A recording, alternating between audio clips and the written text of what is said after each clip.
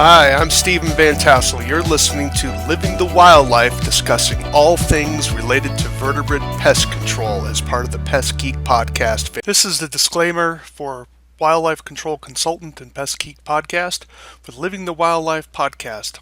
Always follow national, state, provincial, and local laws when using pesticides and or other control methods to manage pests. Wildlife Control Consultant, LLC, Pest Geek Podcast, Living the Wildlife Podcast, Stephen M. Vantassel, or their or his affiliates are not responsible for followers' use of the information provided here. Hi everyone, Stephen Vantassel here, Wildlife Control Consultant, bringing you another episode of Living the Wildlife as part of the Pest Geek Podcast family. Hey, glad to have you on board. I hope your week went well. I am recording another podcast because I'm going to be traveling soon, and so I need to kind of get this out into the kitty so that we have something to post while I am gone. So nevertheless, hope you're doing well, of course. I hope your summer is going well and that you're making a lot of money. If you're wondering what the Living the Wildlife podcast is all about, we're all about providing research-based information on all things related to wildlife damage management, particularly those animals that have a spine. So that's where I get into because I specialize in the area of vertebrate pest management. So here is one of my books, as you can see it listed here. It's the Practical Guide to the Control of Feral Cats. And as you know, free-ranging cats are a serious environmental menace.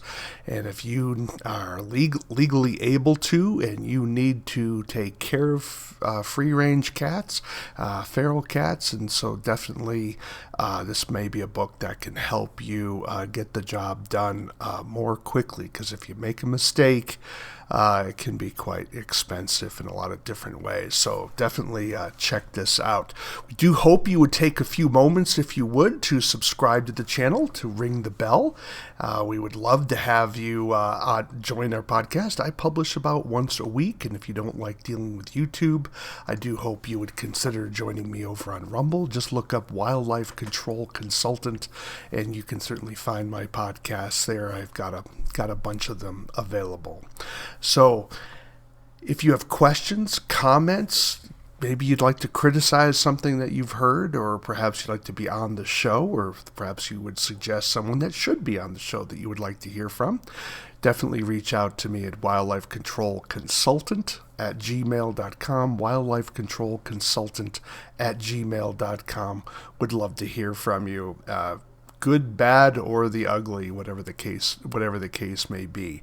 I do perform consulting services as well as training and research writing, ghost writing. If you need PowerPoints handled, perhaps you've been asked to do a training event in your particular area. Putting together an important PowerPoint and making it look good is important, and so that's something I certainly have a lot of experience in, PowerPoints and getting them together. So it certainly takes some time to get more proficient in PowerPoint, to be sure. So some of the work I do here on this podcast isn't my best work, because sometimes I actually use this as a way to prepare for my paid trainings. But nevertheless, definitely reach out. I'd love to hear from you. All right, enough of that. So last week we discussed issues about hearing. Now I still have another podcast to do about hearing protection. I wanted to drill down just a little bit more in that area, but I haven't done that as of yet. And so I'm going to be spending some time with someone who specializes in mole control soon. One of the things I like to do if I'm traveling around, if I can, is to get out into the field and see people, see how they do things, how they manage different types of animals, and certainly moles. I wish we had moles in Montana. I used to trap moles when I was back in Massachusetts, but unfortunately the citizens of Massachusetts, in their abundant wisdom, of course, I'm being very facetious, Massachusetts residents aren't known for their intelligence, to be sure, and they voted to ban so-called cruel traps because they wanted to listen to the animal rights protest industry and poison the moles instead of trapping them, as if somehow that's automatically more humane or environmentally responsible? I haven't gotten an answer on that quite yet. So maybe if you're an animal rights person and you're listening to this, I would love to hear what the answer to that particular question is. All right. Well, we want to deal with the management of moles, but more specifically, want to deal with what they're eating. And so there's an eastern mole. You can see the range that he has. It's the number one mole in the United States in terms of the land area that it covers and in terms of its numbers. So, but it doesn't cover the entire country, to be sure. Like I said, here in Montana, we do not have moles, and I really miss controlling them. If you're like, well, why is there that big gap along the Appalachian line? Well, they're just not that high in the Appalachians. Probably maybe a little too rocky for them to get good purchase up there. But nevertheless, they're looking at the the supine, the stomach side of this particular mole. Notice the little pointed nose and the big hands in terms of how they can swim their way through the soil, and a very short tail. There's another view of a mole, of course, and they're about 6 inches long, and they are carnivores. Look at the teeth on that. They are not rodents, okay? So they do feed on prey, as you can see from their carnivore-like teeth. And so in terms of the eastern mole, there's another view. There's a dorsal view, a frontal view of the dorsal of the mole. They can tolerate low oxygen, of course. I'm just going over this quickly. We're not doing a deep dive on their life cycle or behavior. And they typically want, of course, loose dirt, which obviously makes sense if you're digging your way to work. You don't want to be digging through tough clayey soil, right, or a lot of rocks. In terms of another image of the moles, of course, in terms of the reproduction, they don't have a heavy reproduction. They're not like mice or something where they're having multiple litters every single year. But what I want to really talk about this week is the issue of the diet of the eastern mole. Now, you've probably all heard the sort of mythology that's out there, and it's a mythology based in some facts. So I don't want to diss it too hard. But you may have heard things that would say, I have grubs in my yard, and that's why I have moles. If I can get rid of the grubs, I won't have moles. And sometimes landscapers lose clients because the client mistakenly believes that they have a big grub problem that the landscaper wasn't able to handle, and that's what's caused the issue with moles.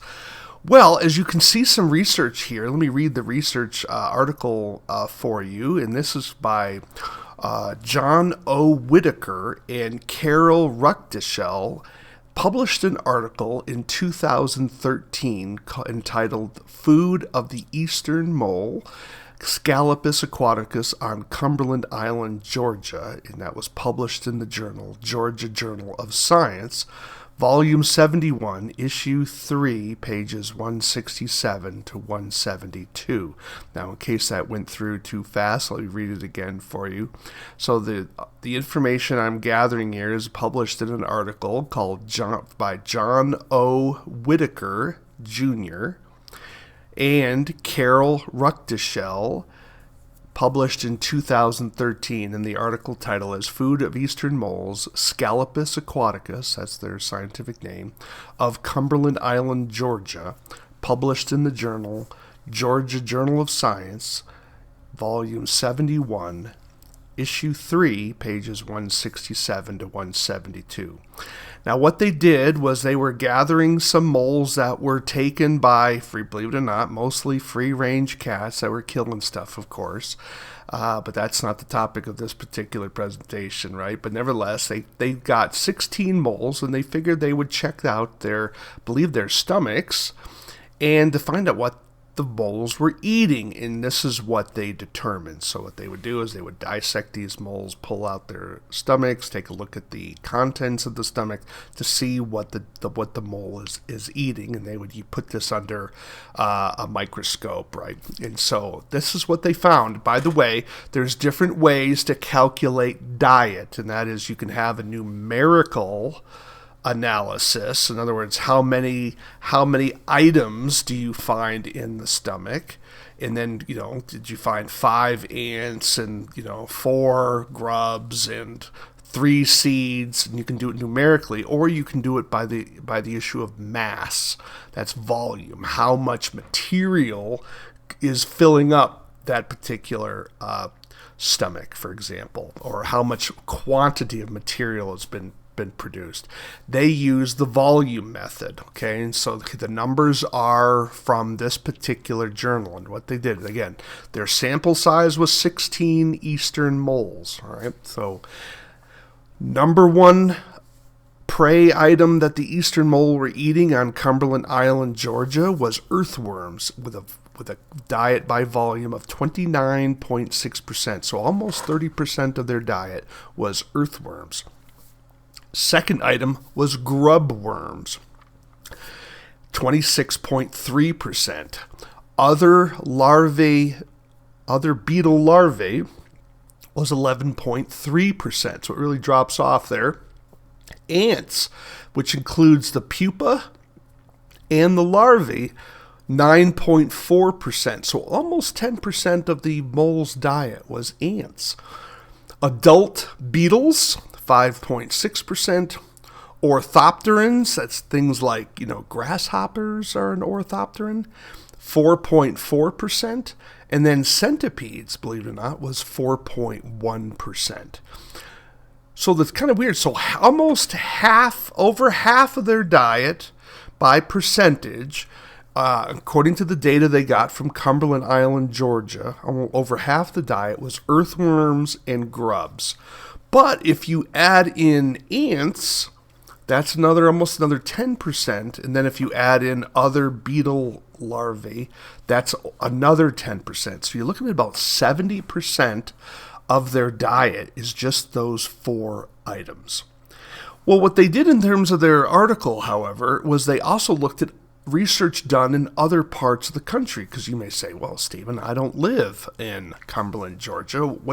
How does that help me understand what are the moles eating in my neck of the woods? Well, let's take a look at what else they surveyed in terms of some of the literature. And what they found was a study that was done in the state of Indiana. They had a survey of 90 moles, and again, diet by volume was how they calculated the diet of these moles. Again, so much larger sample size. And then that particular location, interestingly enough, earthworms were number 1, 26.8%. Grub worms were 13.9%. Again, this is all diet by volume. Vegetation, interestingly enough, was almost 10% at 9%. So these moles were eating some vegetation. And so we'll talk a little bit more about that later, because I think that the vegetation was actually more along the lines of probably some fungus material. Adult beetles was less than 9.2%, which is an interesting statistic there. And then, of course, ants, again, 10.5%. So again, you get that 10% area for ants. And then another insect group called carabids, and I didn't look that up. Maybe I should look that up now. What are carabids? So let me pull this up and take a look at what carabids are, because I don't know what carabids are. Carabids are actually, they're ground beetles, which is interestingly enough. So ground beetles, again, are groups of carabids. And that was 5.6%. So they also found yet data from another location where eastern moles were studied, and that was along the coastal plain of South Carolina. On that particular study, they looked at 374 mole stomachs, and by the way, just a reminder, this is eastern mole, and they listed three items that constituted the mole's diet here. Diet, again, by volume, calculated by volume. Scarab larvae. A scarab is a type of beetle, 31.1%. Ants were 15.5%. And centipedes were 12.7%. Now you'll notice earthworms were not listed here in the top 3. And it appears that earthworms were not common in this particular geographic areas, which probably accounts for why they weren't on the list, right? Because a mole can't eat what's hard to find, right? So that's something to definitely think about. So what do you do with this particular piece of information? Oh yes, I have one more thing to talk about. Some conclusions to draw from here. So what they found was that moles were entering ant nests, eating the adults ants, the larvae of ants, and the eggs of ants. So typically when we talk about eastern moles, we're saying they're eating grubs and they're eating worms. That's all true. That is definitively true. But we sometimes forget to talk about how moles also consume ants. And so that's something to keep in mind when we're controlling ants. So why is this important? Here's a theory, or maybe a hypothesis. It's not even probably worthy of a theory, but it's a hypothesis. I'm just going to throw this out to you. Obviously, we don't have any insecticides, or should I say pesticides, to control earthworms, right? So you have people, they get so frustrated with moles, they don't want to trap them, and they just want to get rid of the moles. Well, obviously controlling earthworms would be significant. But what if you're in an area where you don't have a lot of earthworms? Well, can you control the grubs? Well, we do have some grub control out there. However, some of the products don't work all that great, and you have to get your timing down. So if you're able to control grubs, from like Japanese beetles, for example, there are a host of other grubs out there as well. Grub is kind of an umbrella term for a group of larval stage of various beetles. If you can control the grubs and you don't have a lot of earthworms, you may be able to eliminate moles from an area simply by eliminating their food source. Because if there's not enough food to justify their digging, they're going to either starve or move away. Well, we don't have any pesticides for earthworms, at least legal ones, right? We don't want to do anything that's illegal. But we do have some products for grubs, and so that may work. But perhaps we need to be thinking a little bit deeper, and that is, maybe we need to also look at controlling the ants on the landscape. Now, that's a much more difficult phenomenon. However, moles are eating ants. And so if you can do some ant control, maybe that will be the ticket as well. Just something to think about if for people that either it's illegal to trap moles or they don't want to use pesticides to control moles. Perhaps we can control moles by managing the food source of controlling the ants and the grubs. Now, if you have a location with an abundance of earthworms, that's probably not going to work because the moles are going to just survive on the earthworms. But if you're in an area where there's not a lot of earthworms, perhaps controlling the grubs and the ants may be enough in the tipping point to get moles to move on to better hunting grounds. So the last thing I want to talk about, though, is that, interestingly, they found that moles were eating fungus. And I wonder if some of that vegetation that moles were eating, typically when we talk about eastern moles, we're saying they're not eating vegetation. Well, the research here showed that they were eating some vegetation. Not a lot, about 10%. Some of the diet surveys, again, 10% by volume. But perhaps they were going after some of that fungi, because this is something that they did find in their stomachs, and that is that these moles were eating the fungus. And the fungus, I know very little about fungus, right? But it's called Endogonaceae, and let me spell that for you. It's from the family Endogonaceae, Endogonaceae. And this fungus family, because it's a cluster of fungi, was eaten by jumping mice as well, shrews, and other cretids. Right? So what is a cretid? Well, let's take a look at what a cretid is.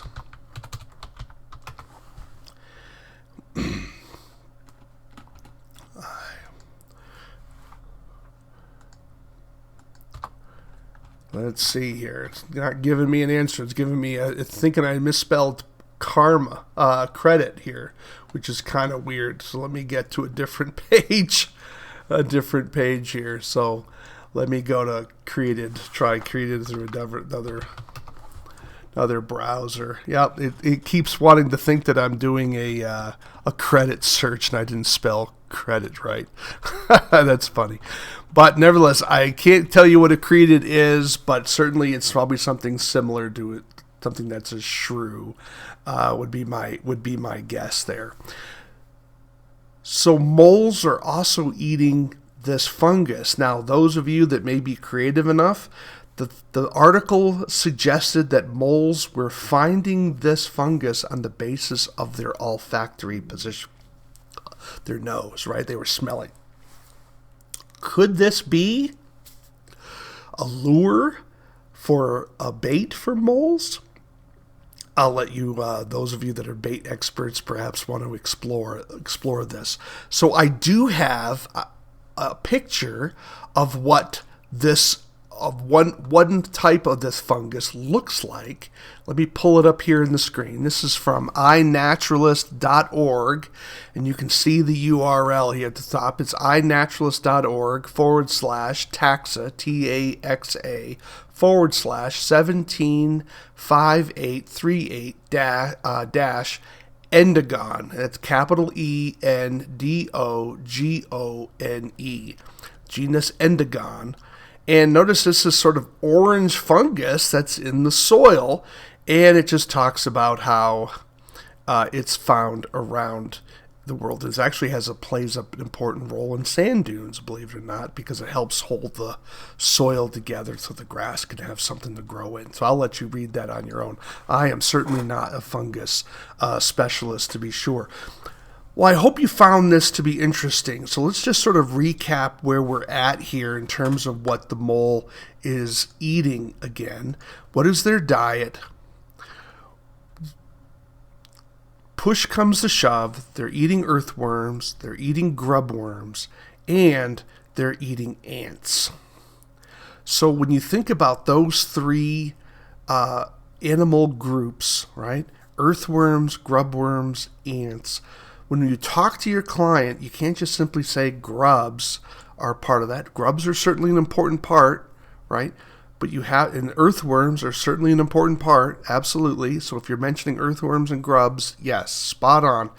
Don't forget ants, and don't forget the Endogone fungus that they can be eating as well. So eastern moles are certainly eating more than we think. And also another article, just to sort of throw that out there, they don't eat their full weight each day in food. Moles that were studied in captivity, and that's an important concern, were only eating about a third to half of their weight in food a day. So just to sort of keep that in mind, I may do another podcast about their dietary needs, their energy requirements in the future. Let me see if I can pull that article up again here. In terms of their feeding, let's see here. Yes, diet varies with availability. Captives typically consume daily about 31 to 55% of their body weight in food a day. So that's in captivity. It's hard to determine what moles are eating, of course, out in nature in terms of their dietary needs. Typically, I would suggest it's probably going to be higher than that, but it's probably not going to be the 100% of weight that you might hear from time to time. It's probably not quite that high. That's pretty intensive at that particular level. But nevertheless, something for you to think about. Well, that does it kind of for me here today. Sort of a quick podcast here on the diet of the eastern mole. I hope that helps you become a little bit more knowledgeable of what moles are eating so that you can then understand their behavior and help you communicate professionally to your clients so you're able to give them scientific information that's been sort of ground truthed about what they're eating so that you can be better informed, particularly if you're thinking about what parts of your community have a lot of earthworms and grubs and ants and maybe even some fungus. Maybe that's where you need to think about advertising for eastern mole control, because maybe that's where the numbers are going to be greatest. Something to think about. But that's enough for today. You've been listening to Living the Wildlife Podcast. Do take a few moments, if you would, to subscribe to the channel, ring the bell. Would love to hear from you. You can reach me at Wildlife Control Consultant. Talk about what you like about the show, what you would like to have for future topics. Perhaps you would like to have a particular speaker, or perhaps even be on the show yourself. Definitely reach out to me at wildlifecontrolconsultant@gmail.com, wildlifecontrolconsultant@gmail.com. Would love to hear from you and chat about perhaps getting you on the show and talk about what you have. I do think that there is a big need for getting information out to this niche community, and so I do think there's a lot of great ideas out there that need to get wider press, and so I would love to be part of that. You can listen to me, of course, on YouTube and Rumble. If you're going to Rumble, just look up Wildlife Control Consultant. You can find my podcast listed there. You've been listening to Living the Wildlife, where we provide research-based information on all things related to vertebrate pest control. You may ask yourself, well, why do you call it Living the Wildlife? Well, we want you to live the wildlife, not be the wildlife. Take care, everybody.